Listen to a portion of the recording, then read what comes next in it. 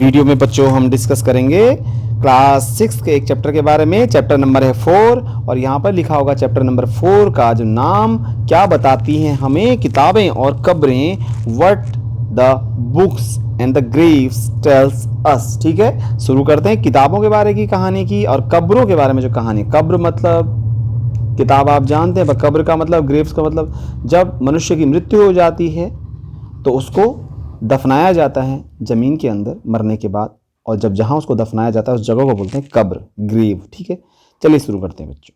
पहला जो पैराग्राफ है वो आप खुद एनसीईआरटी की बुक से पढ़ सकते हैं। एक सुंदर से बच्चे की यहाँ पर फोटो बनी हुई है, इस फोटो को आप देख लीजिएगा, बहुत प्यारा बच्चा है।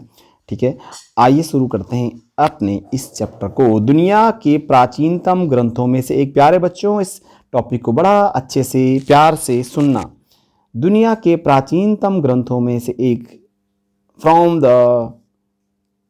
One of the ancient text of the world, दुनिया के प्राचीनतम ग्रंथों में से एक ग्रंथ की हम बात कर रहे हैं बच्चों। और दुनिया के सबसे प्राचीनतम ग्रंथों की बात करेंगे तो बच्चों वेद हैं, और वेद में भी ऋग्वेद दुनिया का सबसे पुराना ग्रंथ है। बात क्या, ऋग्वेद दुनिया का सबसे पुराना ग्रंथ है। ठीक है बच्चों, आइए शुरू करें। बच्चों शायद तुमने वेदों के बारे में सुना होगा, कई बार आपके बच्चे, कुछ स्टूडेंट आपके साथ और भी होंगे, आपके क्लासमेट्स होंगे जिनका नाम वेद होगा या आद्विक होगा या वैदिक होगा। ठीक है, तो वेदों के बारे में आपने सुना होगा। ठीक है बच्चों, तो वेद बच्चों, वेद जो हैं वो एक प्रकार के ग्रंथ हैं, धार्मिक ग्रंथ है बच्चों। और इन वेदों की जो संख्या बच्चों कुल 4 है। 4 वेद हैं। कितने वेद है? 4। पहले वेद का नाम क्या है? ऋग्वेद। दूसरे वेद का नाम क्या है? सामवेद। तीसरे वेद का नाम क्या है? यजुर्वेद। चौथे वेद का नाम क्या है? अथर्ववेद। इस प्रकार से कुल मिलाकर के 4 वेद हैं। और इन वेदों को लिखा गया बच्चों किस भाषा में? बहुत पुरानी भाषा है, दुनिया की सबसे पुरानी तो नहीं है, लेकिन दुनिया की पुरानी भाषाओं में से, प्राचीन भाषाओं में से एक, देवताओं की भाषा, देव भाषा, और उसको कहते हैं देववाणी। और संस्कृत भाषा में वेदों को लिखा गया है। वेद लिखे गए हैं संस्कृत भाषा में। ठीक है, और इन वेदों को जो है लिखा गया, वो अच्छी बात है, लिखा गया। और ये वेदों में जो सबसे पुराना वेद है उसका नाम है ऋग्वेद। दुनिया का सबसे पुराना वेद कौन सा है? 4 वेदों में सबसे पुराना कौन सा है? ऋग्वेद है बच्चों। और इस ऋग्वेद की रचना जो है लगभग 3500 साल, आज से लगभग 3500 साल पहले ऋग्वेद को लिखा गया था। ठीक है, और आज से 3500 साल पहले का मतलब है 1500 ईसा पूर्व में, 1500 ईसा पूर्व में इसको लिखा गया, यानी कि आज से लगभग 3500 साल पहले। अब ऋग्वेद में क्या है बच्चों? जो ऋग्वेद ग्रंथ है बच्चों, जैसे आपने सुना होगा कई बार, ओम भूर्भुवस्वः तत्सवितुर्वरेण्यम भर्गो देवस्य धीमहि, ये जो मंत्र है बच्चों इसको गायत्री मंत्र बोलते हैं। तो ऋग्वेद में बच्चों गायत्री मंत्र भी है। तो इसी तरह गायत्री मंत्र के जैसे 1000 से ज़्यादा प्रार्थनाएं, मोर देन 1000, है ना, like verses, like praises, like the poetries are there in the Rigveda in Sanskrit. और मोर देन 1000 मतलब लगभग 1028 जो हैं इसमें श्लोक पाए जाते हैं। लगभग, श्लोक का मतलब सूक्त बोलते हैं इनको, प्रार्थनाएं, प्रार्थनाएं हैं ऋग्वेद में। और इन प्रार्थनाओं को बच्चों सूक्त कहा जाता है। क्या कहते हैं? सूक्त कहा जाता है।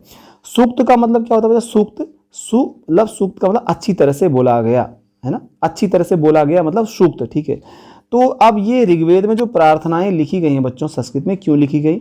दरअसल लिखी गई हैं देवी देवताओं की स्तुति में। स्तुति का मतलब होता है बच्चों पूजा में, पूजा में, उनके सम्मान में, है ना, उनकी पूजा करने के लिए देवी देवताओं की ये स्तुति लिखी गई। स्तुति मतलब पूजा करने के लिए। ठीक है, इनमें से 3 देवता प्रमुख थे। तो ऋग्वेद ग्रंथ में संस्कृत भाषा में प्रार्थनाएं लिखी गई हैं 1000 से ज़्यादा, और ये प्रार्थनाएं मुख्य रूप से देवताओं के लिए समर्पित है। इनमें से प्रमुख देवता ऋग्वेद के ग्रंथ में जो 3 प्रमुख देवता थे वो हैं अग्नि, इंद्र और सोम। बच्चों अग्नि देवता एक प्रमुख देवता है ऋग्वेद किताब के अनुसार। जैसे आज हम शिव जी को मानते हैं, हम कृष्ण भगवान रामचंद्र जी को मानते हैं, तो वैदिक समय में देवता कौन से थे?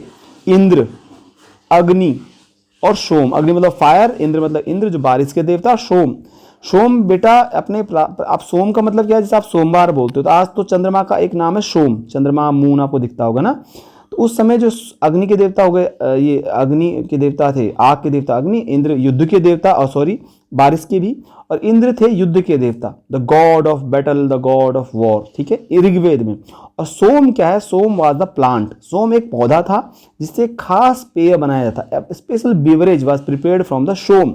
सोम वाज अ प्लांट। सोम एक प्रकार का पौधा होता था या होता है जिससे एक विशेष पेय पदार्थ बनाया जाता था। यहाँ समझ लीजिए आप, सोमरस आपने अगर सुना होगा तो सोमरस पिया करते थे हमारे भारत के बहुत पुराने समय में 3500 साल पहले जो आर्य लोग थे जिन्होंने वेद लिखे। तो इसलिए सोम एक पौधा, इससे खास पेय बनाया जाता था। उस खास पेय का नाम था सोमरस। ठीक है बच्चों, तो कुल मिलाकर के अभी तक के इस टॉपिक से आपने क्या जाना?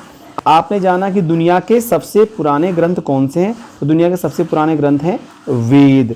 फिर वेदों की संख्या कुल कितनी है बच्चों? तो वेदों की कुल संख्या है 4।